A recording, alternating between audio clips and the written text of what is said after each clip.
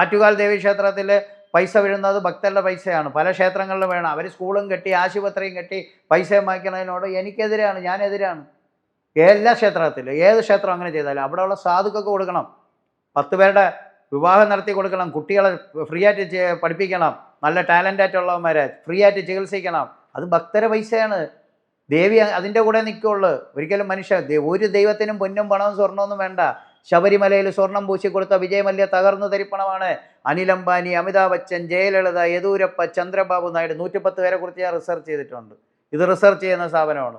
ഇവരെല്ലാം ഭഗവാനെ പൊന്നും പണവും കൊടുത്ത് വിലയ്ക്ക്. യെദ്യൂരപ്പയെക്കുറിച്ച് വല്ല അഡ്രസ്സും ഉണ്ടാ? അവരെല്ലാം നശിച്ചു. ഏറ്റവും കൂടുതൽ ഭക്തി കാണിച്ച ഒരാളുണ്ട് നമുക്ക്. അമിത ഭക്തി ആപത്ത് കൊണ്ടുവരും. ശ്രീശാന്ത് എന്ന് പറയുന്ന ഒരു ക്രിക്കറ്റ് കളിക്കാരൻ ഏറ്റവും കൂടുതൽ ഭക്തി കാണിച്ചിട്ടുള്ളതാണ്. 36 ചരട്, അച്ഛൻ്റെ പേര് മാറ്റി, ഇങ്ങനെ ലോകത്ത് പറയുന്നവരെല്ലാം തുള്ളിച്ച് അദ്ദേഹത്തിനെ ഭഗവാൻ അവസാനം ഇങ്ങനെ തൂക്കിയെടുത്ത് ഒറ്റയേറി തീഹാർ ജയിലിൽ. ഇനി മേലാൽ എൻ്റെ മുമ്പ് ഒന്ന് ഷോ കാണിക്കരുത്. ഇപ്പം ശ്രീശാന്ത് വല്ല ഇതും കാണിക്കണുണ്ടോ? ശ്രീശാന്തിനെ കുറിച്ച് കാണാറുണ്ടോ നിങ്ങളിപ്പോൾ?